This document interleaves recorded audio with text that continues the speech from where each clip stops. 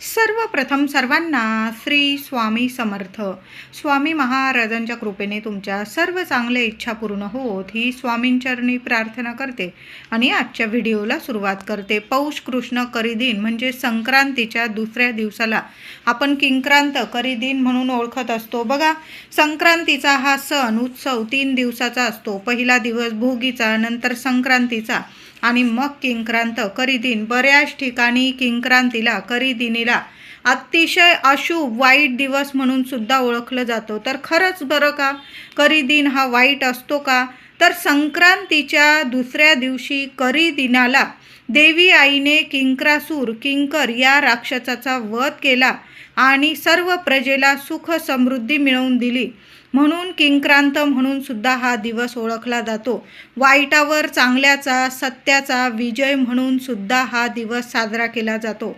बऱ्याच ठिकाणी हा दिवस आनंदाने साजरा केला जातो.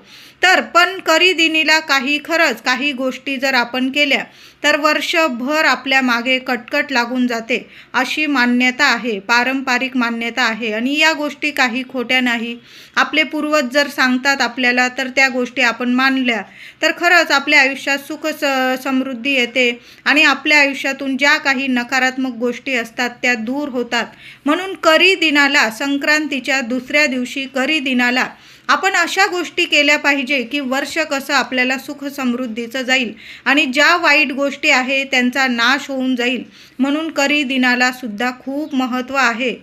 तर करीदिन अशुभ दिवस म्हणून मानला जातो. बऱ्याच ठिकाणी अशुभ दिवस मानला जातो.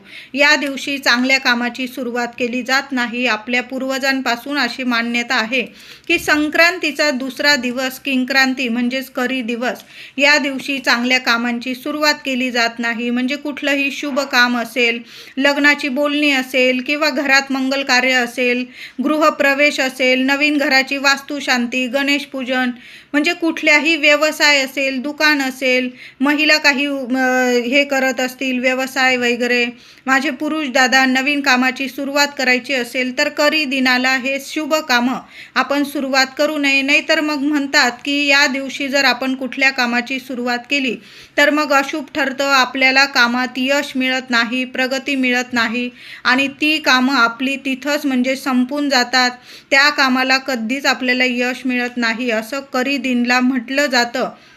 संक्रांतीच्या दुसऱ्या दिवशी करीदिनाला जर काही गोष्टी आपण टाळल्या आणि काही गोष्टी आवर्जून केल्या तर वर्ष आपल्याला नक्कीच गोडाचं जातं. करीदिनाला शिळं अन्न अजिबात चुकून सुद्धा खाऊ नका. महिलांनो, दादांनो, हा नियम तर सगळ्यांना लागू पडतो. तसं तर कधीच शिळं अन्न खाऊ नये, पण करीदिनाला शिळं अन्न खाऊ नका. करीदिनाला गोड आणि तिखट धिरडे जरूर बनवायचे असतात. महिलांनो, देवांना नैवेद्य दाखवू शकतात तुम्ही. गोड धिरडे बनवा. गव्हाचं पिठात गुळाचं पाणी टाका आणि छान असे गोड धिरडे बनवा आणि बेसन पिठाचे त्यात तुम्ही मिरची वगैरे वाटून टाकली, ते तिखट धिरडे बनवायचे आहे. पारंपरिकरित्या सर्व माझ्या मैत्रिणींना माहीतच असेल, आपल्या बऱ्याच ठिकाणी गोड धिरडे आणि बेसनाचे तिखट धिरडे करीदिनाला करीला जरूर बनवले जातात आणि घरामध्ये सर्वांनी हे धिरडे खायचे आहे. देवांना तुम्ही नैवेद्य दाखवू शकता किंवा नाही दाखवला, तुम्ही नुसती साखर जरी ठेवून दिली देवांपुढे, कारण संक्रांतीला तर आपण गोडाधोडाचा नैवेद्य दाखवतो. करीला तुम्हाला नसेल दाखवायचा धिरड्यांचा वगैरे नैवेद्य, नाही दाखवला तुम्ही तरी चालेल. देवांना खडी साखरीचा वगैरे नैवेद्य तुम्ही दाखवू शकता. पण आवर्जून घरामध्ये गोड धिरडे आणि बेसनाचे तिखट धिरडे आवर्जून सर्वांनी खायचे आहे. जरूर खा महिलांनो, दादांनो. लहान लेकरं असतील त्यांना सुद्धा थोडेसे ते धिरडे भरवायचे आहे. यामुळे काय होतं, आपल्या आयुष्यात ज्या नकारात्मक गोष्टी असतात त्या निघून जातात आणि सर्व कसं आपल्या आयुष्यात गोड होत राहतं. काही तिखटपणा आलाच आपल्या आयुष्यात, कुणाशी तक्रारी झाल्या, काही झाल्या तरी पण आपलं सर्व कसं गोडच होतं. म्हणून गोड आणि तिखट धिरड्याला करीदिनाला खूप महत्त्व आहे. मांसाहार, मद्यपान करीदिनाला चुकून सुद्धा होऊ देऊ नका. आणि उद्या करीदिनाला तर गुरुवार आलेला आहे, चुकून सुद्धा मांसाहार होणार नाही, मद्यपान होणार नाही. या गोष्टीची सर्वांनी काळजी घ्यायची आहे. मौन धरायचं आहे. महिलांनो, दादांनो, चुकून सुद्धा कुणाशीच बोलू नका. घरात पण जेवढं गरज असेल ना तेवढंच बोला. आणि ज्यांच्याशी तुमचा वादविवाद होत असेल, ते व्यक्ती तुम्हाला चिडवत असतील, काही ना काही कारणास्तव समोरच्या व्यक्तीशी तुमचं पटत नसेल, अशा व्यक्तींपासून तर 4 हात उद्या लांबच राहायचं आहे. तसं तर खरंच आपण कधीच कुणाशी कटकट होणार नाही याची सर्वांनीच काळजी घेतली पाहिजे. पण करी दिनाला तर हा नियम सर्वांना लागू पडतो. सर्वांनी मौन धरून घ्यायचं आहे. जेवढं घरात बोलायचं आहे ना, जेवढी गरज आहे तेवढंच उत्तर द्यायचं आहे, तेवढंच बोलायचं आहे. पती पत्नी असतील, मुलं असतील, घरातली इतर मंडळी असतील, वादविवाद होणार नाही आपल्या घरात. जेवढी शांतता राहील ना तेवढी सर्वांनी काळजी घ्यायची आहे. एकट्या महिलांचंच काम नाही, तर घरातल्या प्रत्येक व्यक्तीचं काम आहे की कायमच आपल्या घरात शांतता राहील याची सर्वांनीच काळजी घ्यावी. पण करी दिनाला तर सर्वांनी याची काळजी नक्की घ्या की घरात वादविवाद होणार नाही. जास्त म्हणजे मौनच धरून घ्या. आणि ज्यांच्याशी तुमचं खरोखर पटत नाही, मग बाहेरची व्यक्ती असू द्या किंवा घरातली, ज्यांच्याशी वादविवाद होतात कायम तुमचे, त्यांच्याशी तर उद्या मौन धरून घ्या, काहीच बोलू नका. घरात शांतता राहील ना तेवढंच आपल्याला बघायचं आहे. मग बघा, वर्ष तुम्हाला खरोखर सुखाचं जाणार आहे. उद्या महिलांनो, घरदार आपलं स्वच्छ करायचं आहे आणि मुख्य उंबरठ्यावर एक पाणी शिंपडून द्यायचं आहे. करी दिन आहे, संक्रांतीचा करी दिन.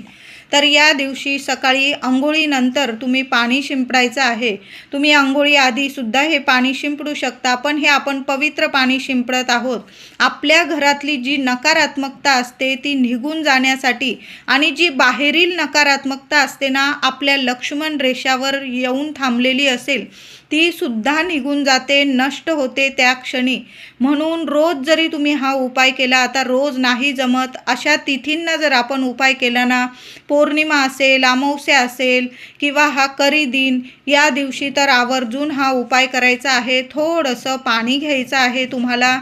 त्यात थोडीशी तुरटी नक्की थोडीशी बारीक करून टाका. आजच तुरटी घेऊन या, उद्या आणली तरीही चालेल. थोडीशी तुरटी बारीक करायची आहे, ती पाण्यात टाका. थोडंसं गोमूत्र टाका. 1 कापूर वडी टाकायची आहे. थोडीशी चिमूटभर हळद टाका. गुलाबजल असेल टाकू शकता. या सर्व वस्तू चांगल्या मिक्स करायच्या आहे. मिठाऐवजी तुरटी उद्या जरूर वापरा, पाण्यात टाका. सर्व वस्तू मिक्स करायच्या आहे आणि त्या उंबरठ्यावर किंवा सगळ्या घरात जरी थोडं हे पाणी शिंपडून दिलं ना, चांगले अनुभव येतील तुम्हाला.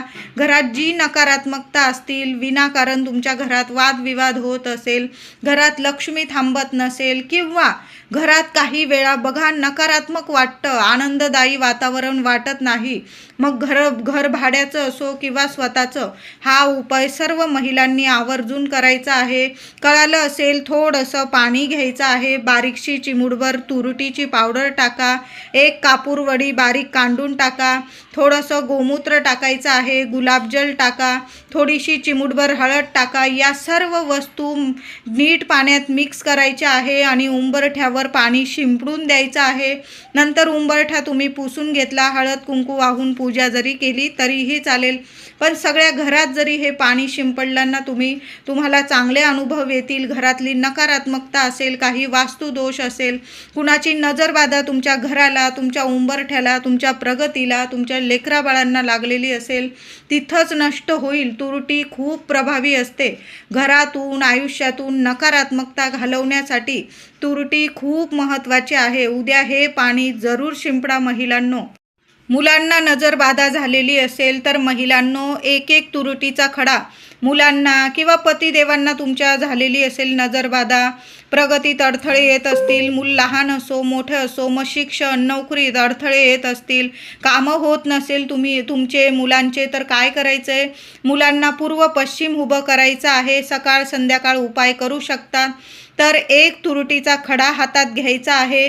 मुलांवरून डोक्यापासून पायापर्यंत तो तुरटीचा खडा 7 वेळा उतरवून घ्यायचा आहे. घराबाहेर तुमच्या चूल वगैरे असेल त्यात जाळायला टाकून दिला चालेल. आता प्रत्येकाच्या घराबाहेर चूल असते असं नाही. घर मोठं असो छोटं असो, तुम्ही तुमच्या बेसिनमध्ये टाकून दिला तुरटीचा खडा उतरवून ओवाळून आणि हात धुवून घेतले तरीही चालेल. लगेच तुमच्या मुलाबाळांची नजरबाधा उतरून जाईल. तुम्ही हा उपाय कुणासाठी पण करू शकता. तुम्हाला नजर लागलेली असेल, कुणी तुमची तुरटीने दृष्ट काढून देत असेल तर उद्या आवर्जून काढून घ्यायची आहे. तुमच्या घरात तुम्हाला आनंददायी वातावरण वाटत नसेल, नकारात्मकता वाटत असेल, काही वास्तुदोष पितृदोष असतील, घरात अडचणी येत असतील, कामात तुम्हाला यश मिळत नसेल, लक्ष्मी घरात टिकत नसेल, पैशांविषयी काही अडीअडचणी असतील तर काय करायचं आहे महिलांनो, एक पांढरा किंवा काळ्या रंगाचा कपडा घ्या. स्वच्छच घ्यायचा आहे. त्यात एक तुरटीचा बऱ्यापैकी मोठा खडा ठेवा मध्यम आकाराचा आणि त्यावर 5 लवंग ठेवायचे आहे आणि तो तुरटीचा खडा 5 लवंग त्या कपड्यात नीट बांधून घ्यायचा आहे. कपडा एवढा मोठा घ्या की तुम्हाला ते लटकवता येईल, बांधता येईल आणि मुख्य दारात आतून दिशा वगैरे बघू नका. जिथं जागा असेल ना तुमच्या घरात आतून मुख्य दारावरती तो कपडा म्हणजे ती तुरटी आणि लवंगा बांधून द्यायच्या आहे. वर्षभर राहू द्या. पुढच्या करी दिनाला जरी काढलं ते विसर्जन केलं आणि नवीन तुम्ही तुरटी आणि 5 लवंगा बांधल्या ना, तुमच्या घरात कधीच कुठली व्यक्ती वाईट विचारांनी येऊ शकणार नाही. जी पण वाईट व्यक्ती येईल तुमच्या घरात तुम्हाला नजरबाधा लावण्यासाठी, तुमच्या प्रगतीत अडथळे निर्माण करण्यासाठी, तिथंच म्हणजे तिची नकारात्मकता नष्ट होईल, तिच्यावरच उलटेल असा हा उपाय आहे. फक्त तुरटी बांधताना, लवंगा बांधताना तुमच्या मनातील इच्छा तुम्हाला बोलून घ्यायची आहे. तुमच्या कुलदेवीचं नामस्मरण करा, आपल्या स्वामींचं नामस्मरण करा आणि मुख्य दारावरती असा तुरटीचा खडा आवर्जून बांधून द्या. अनुभव तुम्हाला चांगलेच येतील. वर्षभर तुमच्या घराला, दाराला, उंबरठ्याला कुणाचीच नजरबाधा लागणार नाही. दिवस रात्र तुमच्या लेकराबाळांची प्रगती होईल. उद्या कर संक्रांतीची कर आहे. लांबचा प्रवास तुम्ही टाळता आला तर नक्की टाळा. आता कामानिमित्त जावंच लागत असेल, स्वामींचं नामस्मरण करा आणि घराबाहेर पडा. बघा, कामात यश घेऊनच तुम्ही घरी याल. आता जाणं टाळता येत असेल तर नक्कीच टाळा. नाही टाळता आलं तर मग स्वामींचं नामस्मरण करा आणि मग घराबाहेर पाऊल टाकायचं आहे. नक्कीच तुम्ही यशस्वी व्हाल. खोटं बोलणं, कुणाचा अपमान करणं, मोठ्यांचा अपमान करणं, कुणाच्या शिव्या शाप घेणं, या गोष्टी कृपया उद्या सर्वांनी, तसं तर कधीच करू नये. कुणाचे शिव्या शाप घेतलं, आपल्यामुळे कुणाच्या डोळ्यात जर एक जरी अश्रू आला ना, आपल्या 7 पिढ्यांना रडावं लागतं. हे तर निश्चित आहे. इथंच करावं आणि इथंच भरावं. पण करी दिन असा असतो की वर्ष मग कटकटीत जातं. म्हणून कुणाचे शिव्याशाप घेऊ नका, कुणाशी खोटं बोलू नका, कुणाचा अपमान करू नका. मग ती व्यक्ती लहान असो मोठी असो, कधीच कुणाचा अपमान करू नये. पण करी दिनाला तर या गोष्टी आवर्जून पाळा. महिलांनो, दादांनो, सर्वांनी या नियमांचं पालन करी दिनाला जरूर करायचं आहे. आता आज मकर संक्रांतीला आपण सुगड पूजा केलेली आहे, तर करी दिनेला सुगड पूजा उचलावी का? तर हळदी कुंकू वाहून घ्यायची आहे. सुगड पूजा तुम्ही उचलू शकता, पण जे सुगड आहे ते नीट ठेवून द्यायचे आहे. आणि शुक्रवारी 16 तारखेला एक सुगड आपल्या देवघरात ठेवा. देवांची पूजा झाली की एक सुगड आठवणीने शुक्रवारी 16 तारखेला, उद्या ठेवू नका देवघरात, उद्या तुळशीजवळ पण ठेवू नका. उद्या तुमच्या घराजवळ सवाष्णी असतील त्यांना बोलवू नका महिलांनो. परवा 16 तारखेला शुक्रवारी ती सुगड, पहिली सुगड आपल्या देवघरात ठेवा. दुसरी सुगड आपल्याला तुळशीजवळ ठेवायची आहे आणि घराजवळील 2-3 सवाष्ण बोलवायची आहे आणि उरलेल्या सुगड त्यांना हळदी कुंकू, फूल, एखादं फूल द्या, फळ द्या आणि त्यांना ती सुगड काही वाण द्यायचं असेल तुम्हाला, हळदी कुंकू तुम्ही अशा पद्धतीने 16 तारखेला करायचं आहे.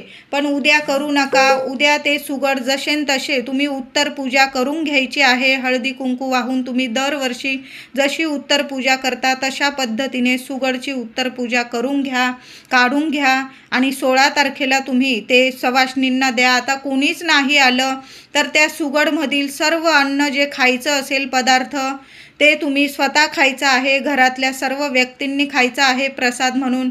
आणि जे सुगड मातीचे उरतील त्यात पाणी भरून ठेवा. पक्ष्यांना वगैरे किंवा लहान लहानशे रोपं तुम्ही लावू शकता किंवा इतर कामासाठी सुद्धा तुम्ही वापरू शकता. करी दिनाला बोरन्हाण करणं, हळदी कुंकू करणं या गोष्टी आपल्याला टाळायच्या आहे.